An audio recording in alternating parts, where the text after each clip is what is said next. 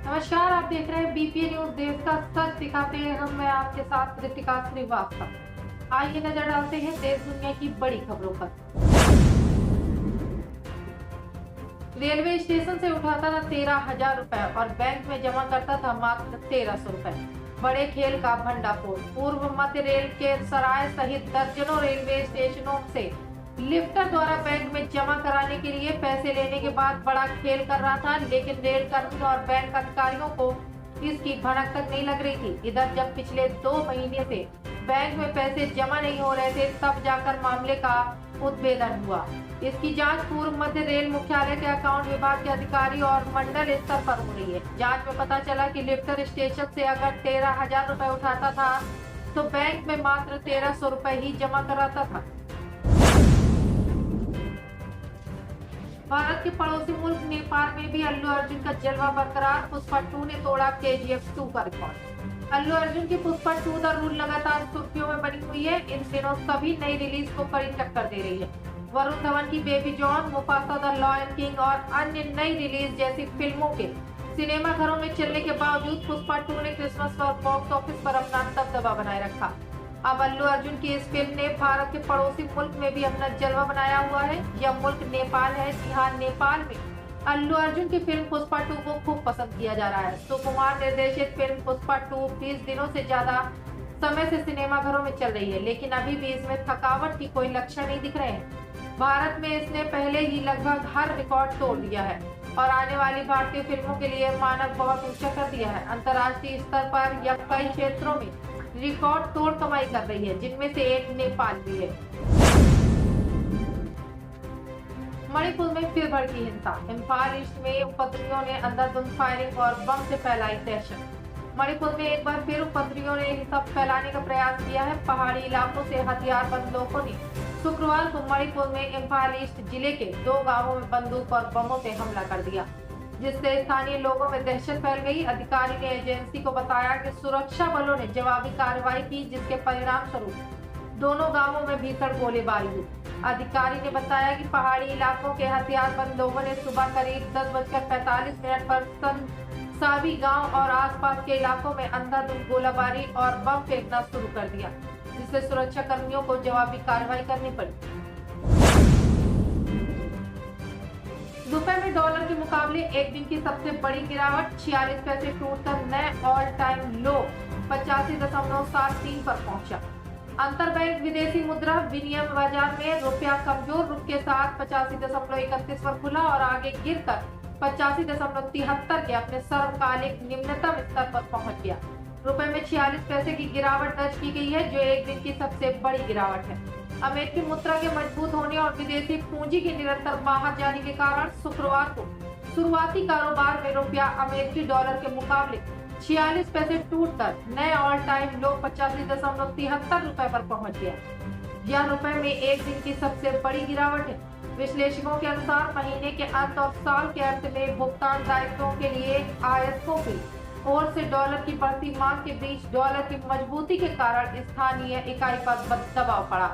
हालांकि वैश्विक स्तर पर कच्चे तेल की कीमतों में नरमी और घरेलू इक्विटी बाजारों में सकारात्मक संकेतों ने भारतीय इकाई में गिरावट को सीमित कर दिया। ऑस्ट्रेलियाई मीडिया का दोहरा चरित्र। कोहली को जोकर कहा, अपनी खिलाड़ियों की बदतमीजी पर साधी चुप्पी। भारतीय टीम ऑस्ट्रेलियाई दौरे पर जाए और वहां ऑस्ट्रेलियाई मीडिया कोई विवाद खड़ा न करे, ऐसा हो ही नहीं सकता। इस प्रथा को जारी रखते हुए ऑस्ट्रेलियाई मीडिया ने दुनिया के सबसे चहेते और दिग्गज बल्लेबाज विराट कोहली पर निशाना साधा। गुरुवार को मेलबर्न में बॉक्सिंग डे टेस्ट के दौरान विराट को ऑस्ट्रेलिया के नए ओपनर सैम कोस्टास ने गहमा गहमी हुई थी। हालांकि कोस्टास ने इस मामले को इतना तूल नहीं दिया जितने ऑस्ट्रेलियाई मीडिया ने इसे तूल दिया।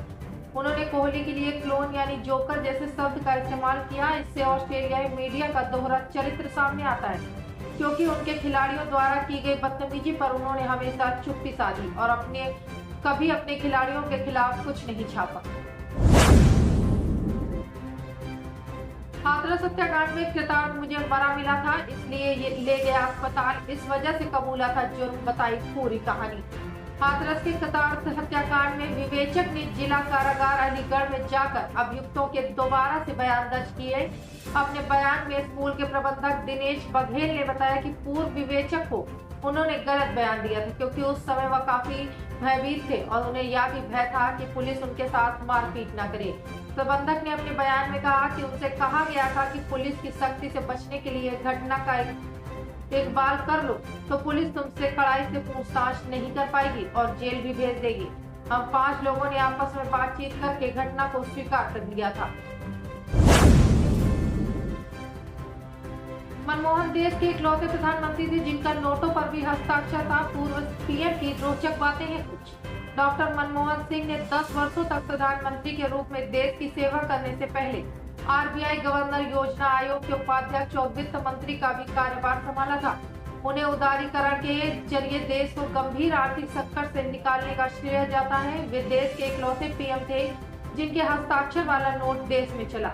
भारत के पूर्व प्रधानमंत्री डॉक्टर मनमोहन सिंह गुरुवार को 92 साल की उम्र में दुनिया को अलविदा कह गए। डॉक्टर मनमोहन सिंह ने 10 वर्षों तक प्रधानमंत्री के रूप में देश की सेवा करने से पहले आरबीआई गवर्नर, योजना आयोग के उपाध्यक्ष और वित्त मंत्री का भी कार्यभार संभाला था। उन्हें उदारीकरण के जरिए देश को गंभीर संकट से निकालने का श्रेय दिया गया। इसके अलावा उनके नाम एक विशेष उपलब्धि भी है। वे देश के एकमात्र ऐसे प्रधानमंत्री रहे जिनका हस्ताक्षर भारत के नोटों पर रहा। गजब का कारनामा, ट्रेन के नीचे छिप कर किया 250 किलोमीटर का सफर। रेलवे अधिकारियों ने पकड़ा माथा। मध्य प्रदेश के जबलपुर से एक हैरान कर देने वाली घटना सामने आई है, जहां एक युवक को ट्रेन के नीचे लटक कर यात्रा करते हुए पकड़ा गया। यह घटना 24 दिसंबर को तब सामने आई जब रेलवे कर्मचारियों ने जबलपुर स्टेशन पर नियमित निरीक्षण के दौरान उस व्यक्ति को देखा। यह देखकर रेलवे के कर्मचारी भी हैरान रह गए। ट्रेन के रोलिंग स्टॉक और अंडर कैरेज की नियमित जांच के दौरान कैरेज एंड वैगन विभाग के कर्मचारियों ने कोच के नीचे असामान्य हलचल देखी।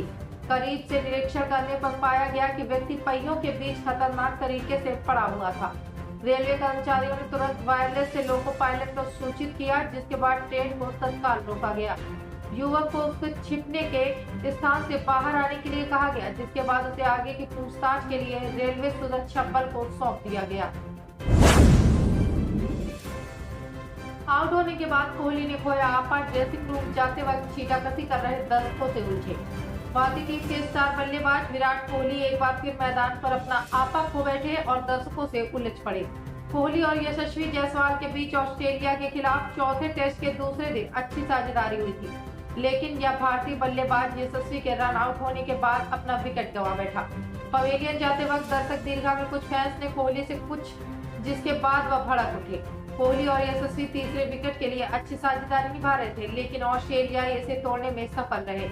स्कॉट बोलैंड ने कोहली को विकेटकीपर कैरी के हाथों कैच कराया। वह 86 गेंद में 36 रन बना सके। भारत ने दूसरे दिन का खेल खत्म होने तक 5 विकेट गंवाकर 164 रन बना लिए हैं। ऑस्ट्रेलिया ने अपनी पहली पारी में 474 रन बनाए थे। इस लिहाज से भारत अभी भी 310 रन पीछे है। पाकिस्तान के साथ रिश्ते बेहतर करना चाहते थे मनमोहन। 26/11 के हमले से हुए थे बेहद नाराज। पंकज सरन ने कहा कि साल 2008 में G20 शिखर सम्मेलन की शुरुआत में मनमोहन सिंह पहले प्रधानमंत्री थे जिन्होंने वैश्विक नेताओं के बीच बहुत उच्च प्रतिष्ठा हासिल की। पूर्व राजनयिक ने कहा कि मनमोहन सिंह का मानना था कि भारत का भविष्य पश्चिम के साथ अच्छे संबंधों में निहित है। मनमोहन सिंह 10 साल तक देश के प्रधानमंत्री रहे और इस दौरान उनके कार्यकाल की कई उपलब्धियां रही। हालांकि उनके कार्यकाल में पाकिस्तान के साथ भारत के रिश्ते कुछ खास नहीं रहे। हालांकि ऐसा नहीं है कि उन्होंने पड़ोसी देश के साथ शांति स्थापित करने की कोशिश नहीं की थी। पूर्व डिप्टी NSA और मनमोहन सिंह के करीबी सहयोगी पंकज सरन ने कहा कि प्रधानमंत्री के रूप में अपने कार्यकाल के दौरान मनमोहन सिंह ने पाकिस्तान के साथ रिश्ते सामान्य करने की भरसक कोशिश की थी। उन्होंने पाकिस्तान के साथ शांति स्थापित करने के लिए बहुत कोशिश की, लेकिन ये काम नहीं आया। क्या फिर पाला बदलेंगे नीतीश कुमार? जानिए क्यों तेज हुई अटकलें। बिहार विधानसभा चुनाव में मुश्किल से 7-8 महीने का समय बचा है। इस राजनीतिक चर्चा की शुरुआत तब हुई जब एक कॉन्क्लेव के दौरान गृह मंत्री अमित शाह से पूछा गया कि बिहार में बीजेपी की रणनीति क्या होगी और नेता कौन होगा। इस सवाल पर अमित शाह ने कहा कि इस पर फैसला बीजेपी का पार्लियामेंट बोर्ड करेगा। यह बयान चौंकाने वाला इसलिए था क्योंकि इससे पहले एनडीए और बीजेपी के नेता बार बार यह कहते आए थे कि बिहार में एनडीए के नेता नीतीश कुमार ही रहेंगे। अमित शाह के इस बयान के बाद जेडीयू के नेताओं में संशय पैदा हो गया। हालांकि अमित शाह के बयान के बाद बीजेपी की ओर से एक के बाद एक कई बयान सामने आए हैं, जिनमें कहा गया है कि बिहार में एनडीए का नेतृत्व नीतीश कुमार ही करेंगे और विधानसभा चुनाव उन्हीं की अगुवाई में लड़ा जाएगा। लेकिन अमित शाह के बयान के बाद उठे सवालों ने जेडीयू खेमे में चिंता बढ़ा दी है। चीन ने दुनिया की सबसे बड़ी पनबिजली परियोजना को दी मंजूरी। चीन ने दुनिया का सबसे ऊंचे बांध वाली पनबिजली परियोजना को मंजूरी दे दी है। यह बांध तिब्बत में भारतीय सीमा के पास ब्रह्मपुत्र नदी पर बनाया जाएगा। ब्रह्मपुत्र को तिब्बत से यारलुंग त्सो के नाम से जाना जाता है। इस बांध पर चीन पनबिजली परियोजना लगाएगा। इसके निर्माण पर 137 अरब डॉलर की लागत आएगी। इस परियोजना में हर साल 30 करोड़ मेगावाट बिजली का उत्पादन होगा। बिजली का इतना उत्पादन 30 करोड़ लोगों की सालाना जरूरत को पूरा करने के लिए पर्याप्त है। चीन ने जिस पनबिजली परियोजना की घोषणा की है वह इस समय दुनिया की सबसे बड़ी पनबिजली परियोजना मानी जाने वाली थ्री गोर्जेस डैम से भी 3 गुना अधिक बिजली का उत्पादन करेगा। थ्री गोर्जेस डैम चीन के हुबेई प्रांत में स्थित है। चीन की इस घोषणा ने भारत और बांग्लादेश के लिए चिंता पैदा कर दी है। चीन इस परियोजना से ब्रह्मपुत्र नदी में पानी के प्रवाह को नियंत्रित कर सकता है। नहीं आए पीके गुरु रहमान और खान सर पहुंचे प्रदर्शन स्थल। कहा आयोग पर नहीं नीतीश कुमार पर भरोसा। परीक्षा में अनियमितता का आरोप लगाते हुए पूरी परीक्षा को कैंसिल कराने के लेकर बीपीएससी अभ्यर्थी लगातार प्रदर्शन कर रहे हैं। इस दौरान गर्दनी बाग स्थित धरना स्थल पर खान सर फिर अभ्यर्थियों से मिलने पहुंचे। इस दौरान उन्होंने कहा कि हम लोगों को अब आयोग पर भरोसा नहीं है, लेकिन मुख्यमंत्री नीतीश कुमार पर पूरा भरोसा जरूर है। इसलिए जिस तरह उन्होंने बिहार पुलिस से हमारी मांग सुनी थी, उसी तरह वह नॉर्मलाइजेशन भी खत्म करेंगे। खान सर ने कहा कि जब तक नॉर्मलाइजेशन खत्म नहीं होगा तब तक हम लोग कहीं नहीं जाएंगे। खान सर ने यह भी कहा कि बस एक बार बीपीएससी के अध्यक्ष बोल दें कि नॉर्मलाइजेशन नहीं होगा। उन्होंने कहा कि हमारी बस अब यही मांग है कि एक एग्जाम, एक पेपर, एक शिफ्ट हो। इसको पूरा करने के बाद हम वापस लौटेंगे। खान सर ने आयोग पर आरोप लगाते हुए कहा कि बीपीएससी सिर्फ झूठ बोलती है। उन्होंने कहा कि बीपीएससी के अध्यक्ष ने मुझे कहा था कि 15 तारीख को विद्यार्थियों से बात करेंगे, लेकिन उन्होंने बात नहीं की। उन्होंने कहा कि आखिर बीपीएससी के अध्यक्ष ने विद्यार्थियों से बात क्यों नहीं की। अग्नि अखाड़े की पेशवाई भव्य तरीके से निकली। साधुओं ने किया मेला क्षेत्र में प्रवेश। प्रयागराज में संगम की धरती पर अगले साल की शुरुआत में लगने जा रहे विश्व के सबसे बड़े आध्यात्मिक और धार्मिक मेले महाकुंभ 2025 को लेकर अब महज 17 दिन बचे हैं। संगम की रेती पर 13 जनवरी 2025 से शुरू होने जा रहे इस धार्मिक मेले को दिव्य और भव्य बनाने को लेकर युद्ध स्तर पर तैयारियां चल रही हैं। वहीं इस मेले में आकर्षण का केंद्र रहने वाले 13 अखाड़ों से जुड़े साधु संतों का मेला क्षेत्र में आने का सिलसिला शुरू हो चुका है। इन 13 अखाड़ों में से एक श्री शंभू पंच अग्नि अखाड़े का छावनी प्रवेश, जिसे पहले पेशवाई के नाम से जाना जाता था, उसकी शोभा यात्रा चौकटका स्थित अनंत माधव मंदिर से शुरू हुई। अग्नि अखाड़े का छावनी प्रवेश पुराने शहर के कई इलाकों से गुजरते हुए मेला क्षेत्र में अपनी छावनी में प्रवेश कर गया। अब तक 2 अखाड़े, जिसमें नागा सन्यासियों से जुड़े जूना अखाड़े और आवाहन अखाड़े ने अपना छावनी प्रवेश मेला क्षेत्र में कर दिया है। करीब 10 किलोमीटर लंबी इस छावनी प्रवेश में अग्नि अखाड़े से जुड़े तमाम साधु संत शामिल हुए। अग्नि अखाड़े का छावनी प्रवेश भव्य तरीके से निकला, जिसमें घोड़े, पालकी, रथ, बग्गी और चांदी के ओहदे पर सवार होकर साधु संत मेला क्षेत्र में बने अपने छावनी में प्रवेश कर गए। पूरे लाभ लश्कर के साथ आज मेला क्षेत्र में तीसरे अखाड़े ने प्रवेश कर लिया है। मात्र 170 रुपए के लिए पिज्जा डिलीवरी गर्ल ने प्रेग्नेंट लेडी को मारे 14 चाकू।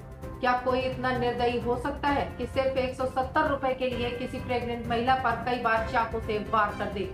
अमेरिका के फ्लोरिडा में एक ऐसा ही दिल दहला देने वाली घटना सामने आई है।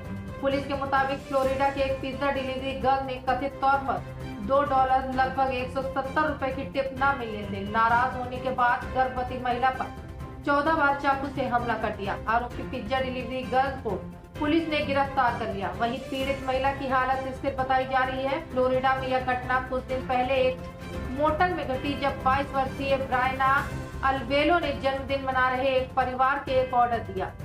ओशियोला काउंटी शेरिफ ऑफिस की ओर से बताया गया कि अल्वेलो एक साथी के साथ मोटर में लौटा और हमले को अंजाम दिया। शेरिफ ऑफिस ने बताया कि अल्वेलो पिज्जा डिलीवरी करने के बाद एक अज्ञात पुरुष के साथ पीड़ित के मोटर के कमरे में लौटा, जो हथियार से लैस था। ये दोनों कमरे में जबरन घुस गए। अल्वेलो ने कमरे में घुसते ही चाकू से पीड़ित में से एक पर हमला करना शुरू कर दिया। पीड़ित को कई बार चाकू मारा गया और कमरे के भीतर से सामान लेकर भाग गए। नेम और फेम होने के बाद भी इन्फ्लुएंसर क्यों करते हैं सुसाइड? एक्सपर्ट ने बताई यह बड़ी वजह। हाल ही में आरजी और सोशल मीडिया इन्फ्लुएंसर सिमरन सिंह के सुसाइड ने एक बार फिर यह सवाल खड़ा कर दिया है कि आखिर नेम और फेम सब होने के बाद भी इन्फ्लुएंसर सुसाइड क्यों करते हैं।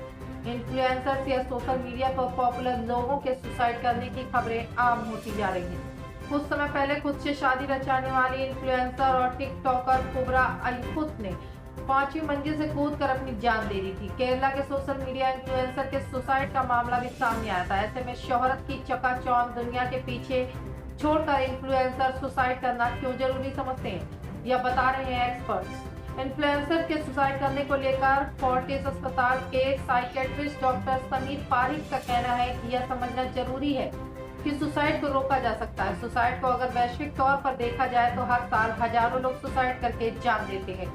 इनमें किसी एक पेशे के लोग नहीं होते, बल्कि अलग अलग बैकग्राउंड के लोग होते हैं। ऐसा नहीं कि किसी एक ही पेशे में सुसाइड किसी कारणवश ज्यादा है या कम। चाहे बुजुर्ग हो, युवा हो या फिर कम उम्र के लोग, सब में सुसाइड के मामले देखने को मिलते हैं। लेकिन पहले से सुसाइड के लक्षण समझना और सुसाइड को रोकने की कोशिश करने की जरूरत होती है। मनोवैज्ञानिक तौर पर व्यक्ति को इन ख्यालों से निकालना और जितनी जल्दी मदद की जा सके वो देना जरूरी है। साथ ही इसके लिए जागरूकता फैलाना और सुसाइड रोकने की जानकारी फैलाना जरूरी है। दिल्ली में नए संसद भवन के सामने खुद को आग लगाने वाले जितेंद्र की मौत, छपरौली में पुलिस अलर्ट।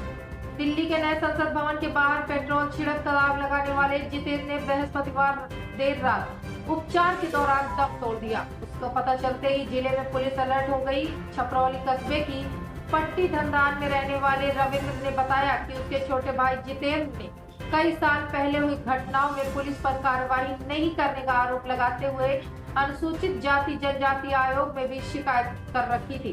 इसके बाद भी सुनवाई नहीं होने पर मंगलवार को जितेंद्र ने दिल्ली के नए संसद भवन के सामने खुद पर पेट्रोल छिड़क कर आग लगा ली। इसका पता चलने पर जितेंद्र के पिता महिपाल परिवार के सदस्यों के साथ दिल्ली अस्पताल चले गए। रविंद्र ने बताया कि आग लगने से उसके भाई का अधिकांश शरीर जल चुका था और हालात चिंताजनक बनी हुई थी। बृहस्पतिवार देर रात दिल्ली के अस्पताल में उपचार के दौरान उसकी मौत हो गई। जितेंद्र 3 भाइयों में दूसरे नंबर का था। उसकी मौत होने का पता चलते ही देर रात कस्बे के काफी लोग दिल्ली पहुंचे।